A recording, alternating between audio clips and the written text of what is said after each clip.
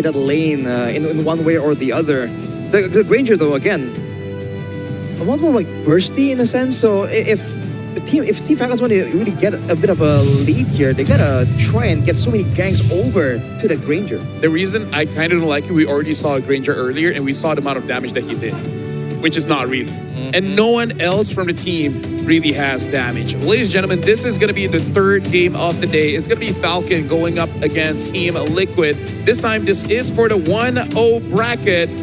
So winning this one gets you one game away from actually qualifying, and the other one pushes you down to the 1-1. Welcome to the land of Dawn here. I just want to see whether Falcons actually has enough damage or not. Let's see. As the minions have already spawned and all the players are heading over to their lanes. The starting side, they're going to be starting on similar sides of the map. Purple start for Carl Teasy on the opposite side, Boyette on his orange buff. The mid lane is where we're going to see a lot of these movements actually come from, right? Because I think that's the thing about Matilda. You're not there to be like, oh, I make the super gank happen, but I am there to pull you out of bad situations or save you from hostage scenarios. And the advantage of going the Obsidia over the Granger is also that extra bit of crowd control. And considering that Team Falcons are very ultimate reliant, I feel like they're going to struggle as well, trying to keep like Oheb or Carl Teasy in the fight and instead of just getting in and out. So we'll see how they deal with that problem later on. Yeah, I don't mind being proven wrong, but I really just want to see it first. Now looking at the emblem setup here, hold on, before that, looks like Gold might be in trouble. Just like that. He Just walked up and took it. But he had flicker. Yeah. No. As a roamer, it's faster for you to come back into the game if you just die at that point. That's true. That's true. Anything below 90 seconds, it's not worth it to use your battle spell. Just die. If you're a mid, fine. But if you're a roamer, it's like, getting gold anyways. I only die for like, what, 2 seconds? It's not enough time for the roamer passive to take anyways. Also true. But even so, that first blood, huge for Sanji to kind of get himself ahead in terms of like item progression compared to Coffin. And I think that's going to be a really big deal if he gets that Lightning Truncheon first. Well, he might go for a Genius one. Who knows? A gank attempt here in the mid lane. Yeah, I want to try and get Sanji under control. TL Sanji. Because again, the Farsa can roam so efficiently.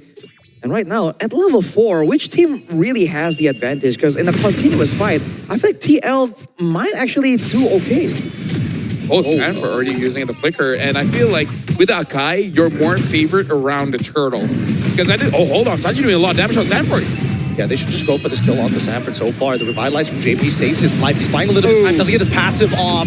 And now JP has to back away. Call Teasy trying to look for a trade boy, yet survives. Magic Worship, okay, the shield comes just in time. And now, as they make sure, no lethal ignition to worry about. And the taunt, no, it's too late. Boyette takes it, finds the first turtle and kills Daddy JP alongside it. I was about to say, Falcons made a mistake. They should 100% just go for the turtle, but they still got it. So, hey, not punished. Not punished. And Sanji's walking away with 2-0 Carl in his lane. Oh, wait, hold on. Whoa. Matilda Airlines already coming through. Carl survives, and Oheb making sure that Troll takes the punishment, forces the flicker. Here, Sanji in trouble now as we see that Coffin is able to find it on his own. Yo, that was Falcons. That was hot. We thought there might prove to be a problem in the macro department, in the cheese department, but in pure execution, a Red Tree win, almost a 1v1 outplay. Dude, Falcons are online. They are online, and they're going to keep on going. JP spots out the information. Purple buff once again being taken by Boyette. On the opposite side, though, Carl Teasy doesn't seem like he's been able to find, or just a little bit short on that last hit. They're going on JP right now. He should be okay, right? Akai actually does do quite a lot of damage as a utility jungler, but yeah, looking at the items that's been built, having the Molten Essence on the Akai kind of does help out just a little bit when it comes to the early game here, because again, their draft really does not have a lot of damage. But if Cupping continues to play the way that he's been playing, it looks like there won't be that big of a problem because he does have that better S-Strike. I think their mid-trio is walking around really well for the side of Team Falcons. I'm just trying to figure out whether or not Team Falcons is eventually going... Where's the conversion, right? Who are they going to eventually give the golden EXP to? Are they looking towards that Granger side, or might as well double down on Sanji since he already has 2, right? think in theory it should still be the Granger. And so far, they haven't been doing that. Even the gold buff earlier was taken by Boyet. So the gold buff advantage that the Granger usually enjoys, Sano isn't really benefiting from. But he does have the Sky Piercer, and a fight might come through here. They're looking for an opportunity, but Sanford is making sure that he does not get caught. Unsure who got that one, but it looks like Team Liquid, they are thinking of contesting for this one, but you got to be careful. Cuffin does have the boss on its side. Oh man, the heavy spin is also a big worry. Sanji still fighting against Sanford, and Kaltizi actually joins in and shows himself with Matilda on top of him. So around, oh wait, they actually double down on towards Sanford's side. They know it's like fighting him through the mud. Kaltizi wins out on the turtle take as Sanford has done his job, flickers away. Oh no! Gets pulled halfway across the world, and now the heavy spin comes on through to try and keep them underneath the turret. Sanford cancels it out, but it's too late. He's got backup from Sanji. Feathered airstrike stolen by Cuffin to turn things around, and now Troll and Boyet on the run as Cuffin must clean this fight up from JP and Sanji. Troll still playing in a hell of a game, making sure forcing out the AOG. Didn't know that the interaction worked like that, but either way, they still survive. Team Liquid won a lot for that one because put this into perspective. Carl TZ got the turtle, went all the way down bot, kills Sado, kill goes over to Oheb, and then takes the jungle, both the green one as well as the buff. Team Liquid just like, I mean, like, if you want to fight, sure.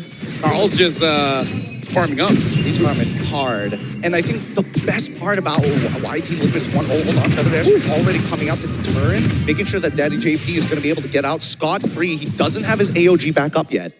Yeah, and again, the scaling, I just want to see if they have enough damage, because at this point, Carl will eventually become a problem because he's farming up much faster compared to Boyet. And after this, Boyet has to be less stingy about his ult. Oh, wow. Again, huge damage onto him. And Boyet able to take him out with the help of a couple of ticks of the heavy spin and Troll. He doesn't mind going down, but he's already got the Flask of Oasis. If he can survive, that'd be great. But Kaltizi puts the banhammer on him. Nothing gets past him.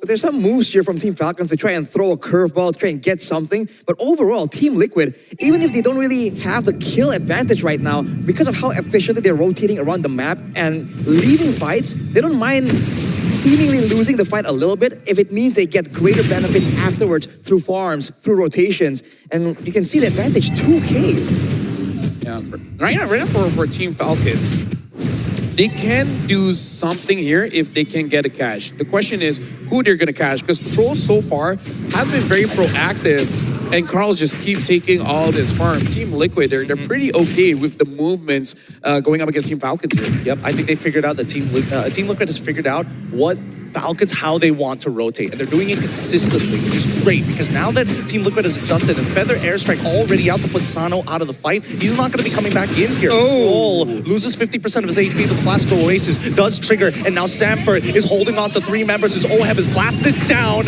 Sano, and now JP getting involved, heavy spin comes on through, doesn't get the cancel in time. Somebody needs to help him, but JP and Sanford hold strong. AOD comes through from Daddy JP, but it's not enough as even a fracture doesn't secure the kill. Big back and forth right there. TL with the overwhelming win, but JP, that was a very deep AOG after the fight. Oh, easy!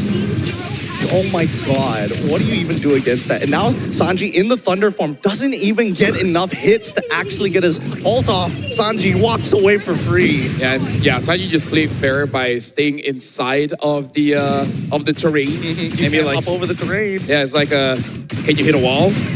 No, you can't. Oh well, I'm good. Too bad. But yeah, I gotta say, I don't know how Sanford was able to actually get out of that one, because I saw the final moments. I don't know how he managed to get a mark on whoever was outside of the fight and able to get all out of there. But that was very impressive. And then now Carl almost 2,000 ahead. And Akai usually doesn't care, but also just shows that Carl's just dominating this. Whoa. Sanji now in trouble. Oh, Boyet, he misses the body slam. Oh, no. They start backing away. Troll in trouble. They only sacrifice him to minimize the damage. Even Sanji wasn't able to find that big engagement. At least for Team Liquid, Sanji, Farsa managing to flicker out just in time before things got dangerous. That was infuriating. You got the catch, and then Sanji just avoided it in a way that you did not expect. and then flies away. It's an ankle break, just plain and simple. They thought he was going to go a different way, and he just, in a split second, decides, you know what? They wouldn't see this one coming, and gets out of the way.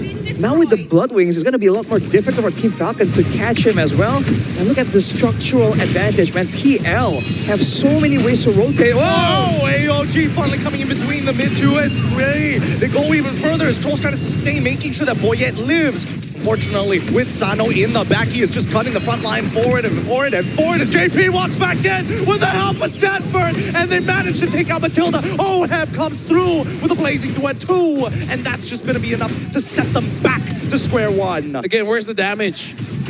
That's all I'm asking. They do not have the damage profile to deal with Sanford. The only time Sanford dies is when he's 1v5.